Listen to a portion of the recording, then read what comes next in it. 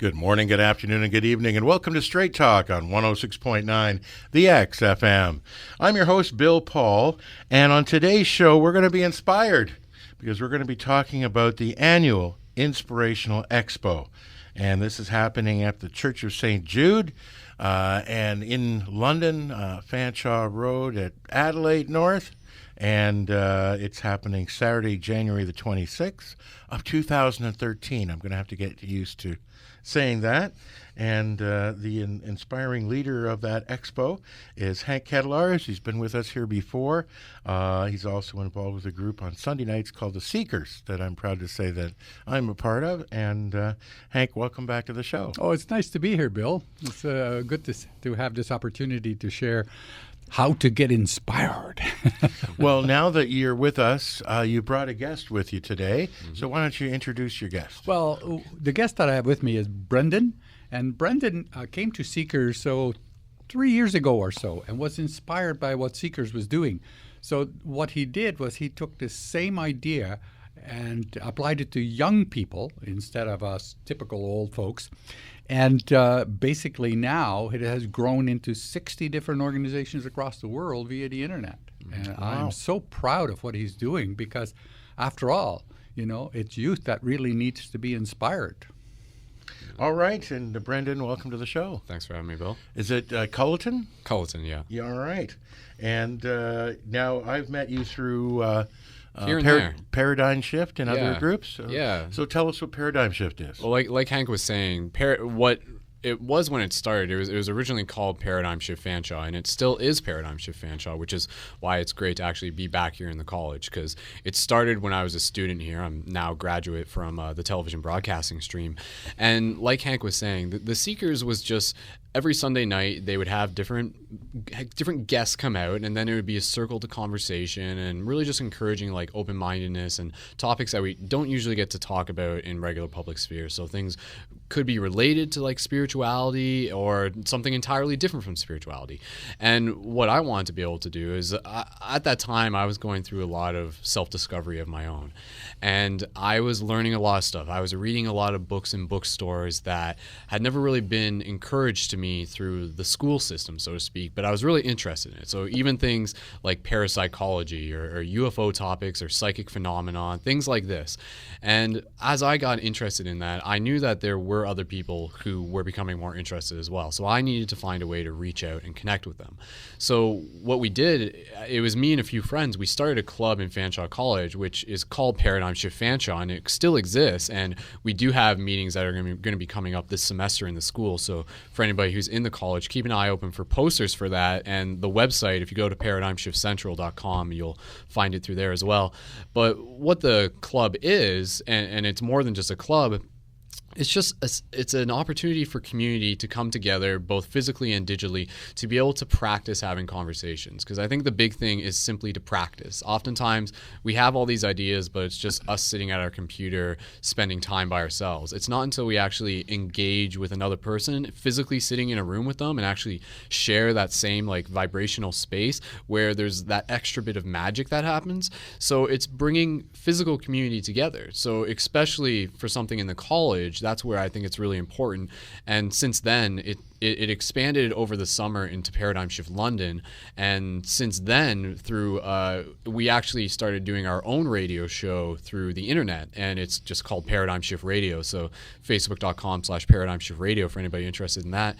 And using the radio show, we launched it into what is now a global thing, into 60 communities across the world, and one of the most recent being Paradigm Shift Germany, and there's also like Paradigm Shift Israel, and there's multiple in Australia, and at least like 25 in the States and a good dozen in Canada. So like Hank was saying, this ties back with the expo, because the theme of the expo is small groups making a big difference. So what Paradigm Shift Central is now began as something small. And isn't it nice that once we find some like-mindedness, how it encourages us to get off our butt and do something exciting, right? It's very good. We're all looking for like-minded people because we all feel so alone and so disengaged from the world. But once we find a group, it makes all the difference in the world. And that's what Seekers basically started to do, right? We wanted to expose a lot of different philosophies and a lot of different belief systems. And every week, a different belief system is exposed, and more people are finding out other things. And that's what makes the world go round. So the expo on January 26th is basically an open house of all those who are unique. And this is your third one? Fifth. Fifth one. This Wow. is the fifth time we're doing it. Now, mind you, we used to call it Spirituality Expo. And then we realized that we're not doing just spirituality. We're doing inspiring stuff, Inspirational Expo. And that's how we got there. And there are different components to the expo. There's like a dealer's room or a display room. We'll have 35 display tables where people get an opportunity to display what they have to offer and what they get involved in. We're going to have at least 25 different workshops where people are going to share a 35-minute presentation with what they're all about. But the most important part that we found last year was the panel discussion. And this year we're focusing a panel discussion at the noon hour instead of first thing in the morning, because that more people can participate. And we're going to focus on how small groups have such a powerful impact on the world. Wow. So lots to do. Lots to do. So typically how many people would come to something Last year like we this? had 400 people. 400. Wow. Because it's free. That's the best part about it. The parking is free, the admission is free, and the coffees are very, very reasonable. So I would love everybody to be there and enjoy, especially if you're searching. And who's not searching today? Yeah. And of course, state the obvious, Paradigm Shift London will have its table at the expo as well. And I know we'll be setting up, we'll have one of the workshops, and I'll also be on the panel discussion. And who else is on the panel discussion?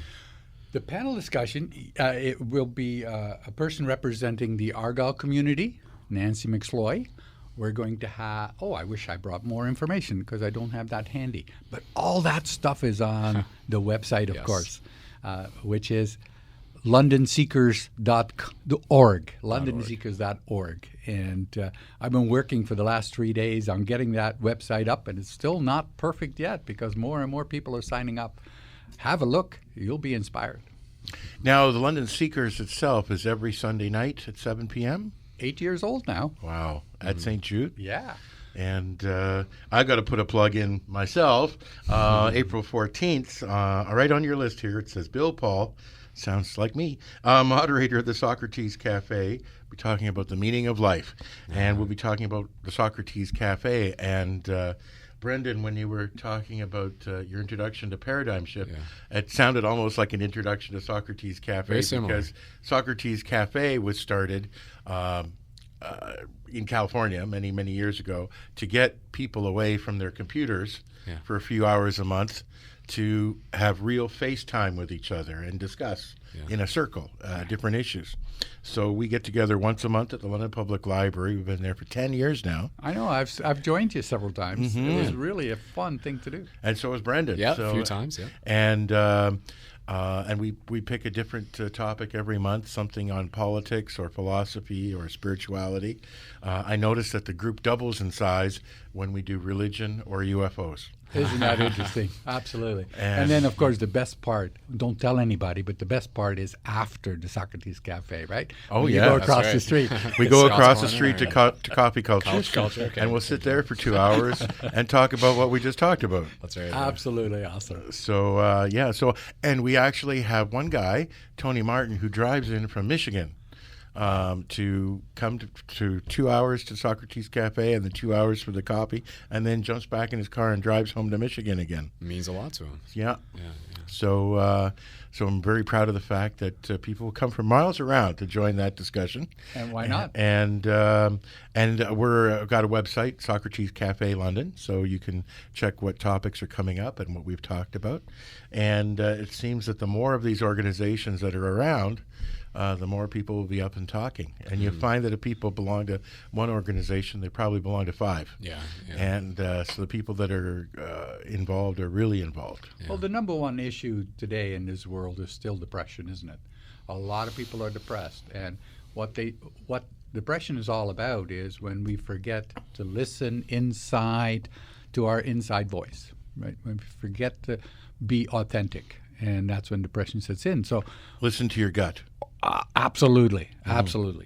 So there are so many opportunities to get away from that by listening to the inner voice, by following your intuition, by looking at the synchronicity and go for it, because we can experience heaven on earth when we allow ourselves to be authentic. And Seekers offers that, Inspirational Expo offers that, Socrates Cafe offers that, Paradigm Shift offers that. So there's so many opportunities to get out of our rut and start involving ourselves.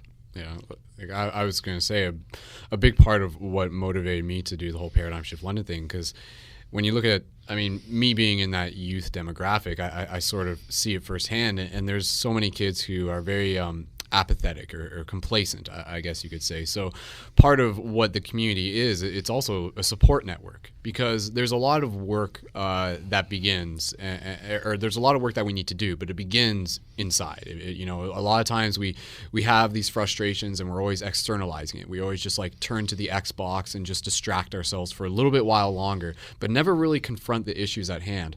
So with the Paradigm Shift London Club, part of what we do is also meditation practice and introducing people to meditation and some of the interesting topics. And we're actually I literally booked the meeting today. So January 22nd here in Fanshawe College in room SC 2012 at around 7 o'clock. Keep eyes open for posters, or just go to Paradigm Shift Central or facebook.com/Paradigm Shift London.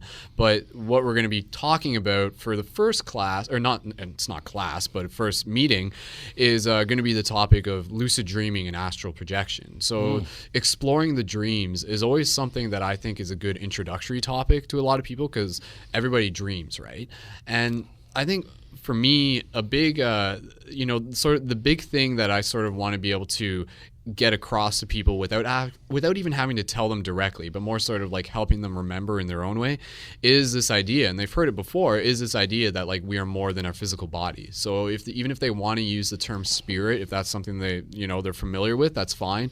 But it expands into this idea of like consciousness, and this idea that this physical reality that we have around us like isn't quite as physical as it appears to be. And even if you get into the idea of quantum mechanics, this can be approached from the scientific side as well. When you think about that, it's not the actual fact that an object is solid that makes it appear solid. It's rather because of the electric bonds pushing against each other that creates this illusion of density. And then as you go through different vibrational frequencies, the density of an object begins to become less dense. And you sort of say that, like, this table that's right in front of us right now is 99% not there, so to speak, which for a lot of people, they're like, what does that mean? But when you start, even if you start exploring the idea, and this is something that the yogis have talked about in different ways, and everything, and the quantum mechanics are starting to figure it out as well. But when you get into the idea of dream exploration, it opens you up to this idea that we can explore these other realms where things are less dense, and that can be either in deeper states of meditation or through the dreaming experience. And the term lucid dreaming, more people are becoming familiar with it, but basically it means like becoming aware of the fact that you're dreaming well in a dream. So once you're in that state, you can be like, okay, like now that I know that I'm dreaming, I can like begin experimenting with this type of reality, and you realize that thoughts actually create instantaneously. So you could be like, I want an apple, and then there's an apple in your hand. You can be like, I want to go to the pyramids of Egypt, and you can like teleport there, and time is very different. So part of understanding this aspect of reality blends over into this physical reality, because in the same way you realize that thoughts create in both. But the thing that's different within this density, this like illusion of time, is that it just takes a little bit longer. But even kind of when I started getting into this stuff in like 2008, and where we are now, like, having moved through December 21st, 2012, and now into 2013, a lot of people will sort of use this terminology, but let's say that like the buffer time is a little bit thinner. So now thoughts have the potential to create even more rapidly than what they did, X number of years ago, and will continue to increase in like frequency as we continue to move forward. So things like synchronicity, and synchronicity is a very interesting topic, but I mean, again, there's so much to sort of branch off from in this, but I think Hank's got something to say. Yeah, it's kind of strange to think that we could actually manipulate our dreams, after taking a course on dream analysis.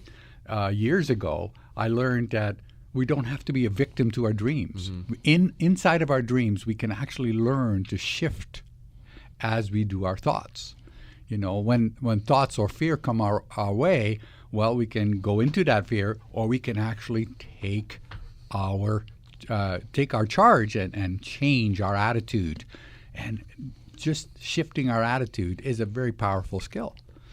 I've always looked at dreams very vibrantly, and there are many dreams where I was aware I was dreaming, and I could nudge it in a certain direction. Awesome when you start that, isn't it? Yeah. Yeah, and then you could say, I wonder where this is going to go, and you're actually consciously observing the dream to see where it takes you. Yeah, but while you were talking all about that, I began to compare it to the internet. When you talk about sort of the illusion of solidity, the internet is an existence, is a being, is a mass consciousness. But how do we point to it? And it's there. It's everywhere. It's there. It's everywhere. And things happen because of it. Worldwide political movements have happened because of it. Local Arab Spring and everything else have happened because of this entity. And it invades our consciousness. We can affect it. It can affect us. And I just saw a nice parallel there. Yeah. Like, I think the thing with dreaming is that it's also a really good way to be able to learn more about yourself. Absolutely. Absolutely. The universe is trying to teach us lessons every single day, but are we listening? Is kind of the big question. So a lot of people, they'll go through life and they'll get into scenarios and they'll often be very similar, very repetitive, and that may be because they're not actually like learning a lesson that the universe is putting right in front of them. So until they actually do, they're sort of stuck in this cycle. So if you begin to study your dreams, I mean, first of all, like, it helps you, it empowers you. You realize that, like, whoa, like, there's a whole nother side to this reality that I have not even delved into yet. And it's not something, a lot of people are familiar with the movie Inception. Like, that's good. That's good that it's been brought into the mainstream, but that's not, there's more to it. And that is sort of a Hollywood representation of it as well. So for the people who didn't see the movie Inception, what was it about? Well, it was about the idea of, like, dream exploration. But I mean, it didn't even really get too much. I mean, I don't know, it's kind of complicated because, like, within the whole dream, it seemed that everybody was somewhat lucid, so to speak, and they were using, like, synthetic, like IV drugs to help them become lucid. But I mean, the Matrix. Well, that's what I was going to mention. Like, for anybody who's seen the movie The Matrix, there's a lot of parallels there with this idea of sort of waking up to the illusion around you. So I think even and there's that Jim Carrey movie too, the Truman Show. Well, I wasn't thinking of the Truman Show. There's there was a Jim Carrey movie where he lost his wife or his girlfriend, and he recaptured her again in dreams. Spotless Mind, Sunshine, Eternal Sunshine for the Spotless Mind. Yeah. So I mean, it's good that dreams are becoming, they are a consistent theme throughout Hollywood and stuff like that, but for anybody who's listening to this, like, have you actually taken the effort to explore them yourself? So, I mean, a group like Paradigm Shift, an expo like Inspirational Expo, you'll start meeting other people who are already doing this and who can actually begin sharing their experiences with you and say, like, look, this is a way that helps for me, and this is my suggestion for you. Try it for yourself and see if it works. Like, for anybody who is interested in dream exploration, just 3 simple tips that I would give for you is, like, 1, write down your dreams, create a dream journal, because writing down your dreams actually, like, flexes the memory of remembering them, and even write down the ones that seem mundane. Like, you have to get through the mundane ones as they start to get, like, more complex.